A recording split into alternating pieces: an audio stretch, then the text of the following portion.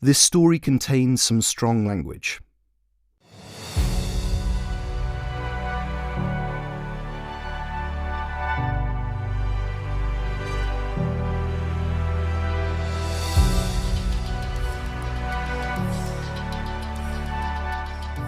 Day 24. Natural.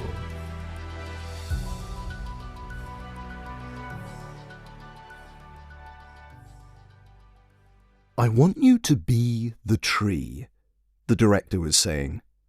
This is so cliché, Andrew thought. This is the sort of job normal people think actors do. It's like it's not real. The director had no face.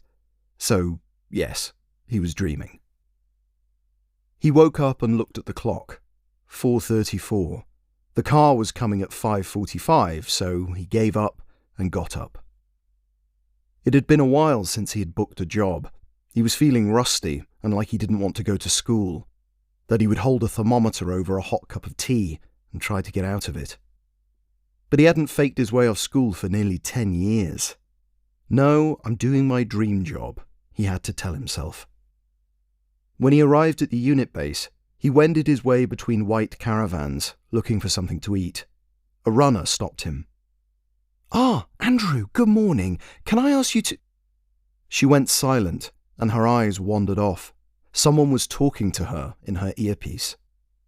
Andrew saw she was younger than him, but her eyes were creased with tiredness. She looked at her clipboard. "Sorry, can I ask you to go straight to makeup, then we'll get you into costume?" "Yeah, sure, can I just—" he started, but she was off. He found his way to the makeup trailer.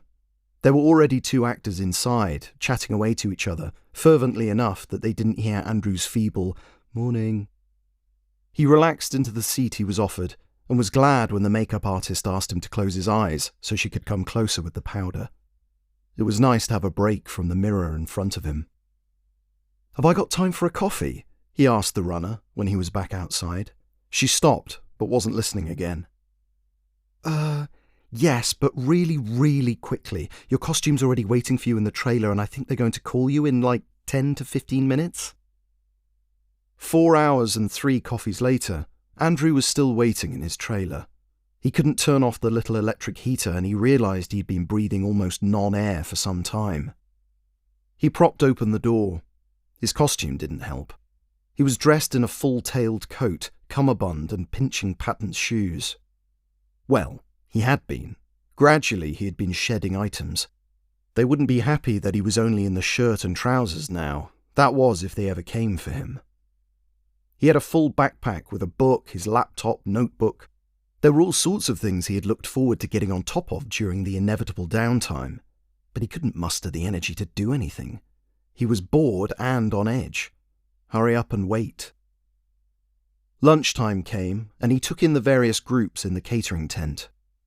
There were different departments, identifiable largely by gender and what was hanging off their belts, grouped together on long tables.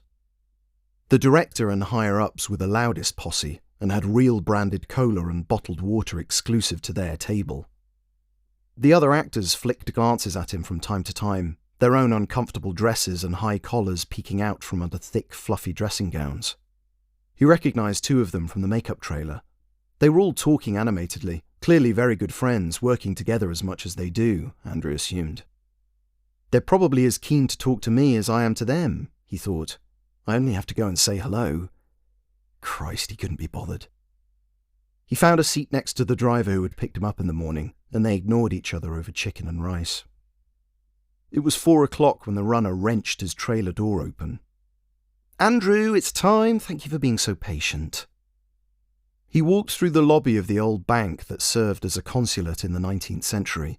There were cables strewn everywhere, people in various states of frantic activity and crushing tedium. Andrew's midriff was tensing. He emerged into a large ballroom with a vast ceiling suspended 3 floors above, held aloft by pink and white marble pillars. He couldn't appreciate it. Why do I only get to see places like this when I'm working? He wondered. The space was humming with dozens of extras, chatting, yawning, and not so surreptitiously pulling smartphones out of hidden crevices in their costumes. All right, let's quiet down, everyone. The first assistant director pushed his way through the crowd to get to Andrew. Ah, Mr. Ambassador, thank you for joining us. Hi, I'm Andrew. Pleasure, come with me. They went together to a niche off to one side. A sound guy started feeding a wired microphone up Andrew's shirt, while the first AD introduced his scene partner. This is Jenny, she's our leading lady, and she's very insulted by what you said earlier. We'll get to that line next, but we're going to start with the slap. And your line, Jenny. If I were my father, I'd have you shot, she supplied. Okay, great. Ambassador, you're obviously shocked, offended, but she's still from a very important family, so... Anyway, I think we can go straight for one, yeah? He walked off without waiting for a response. I'll try not to go too hard, said Jenny, with a smile. Andrew laughed without wanting to. Okay, standing by, came the call from somewhere.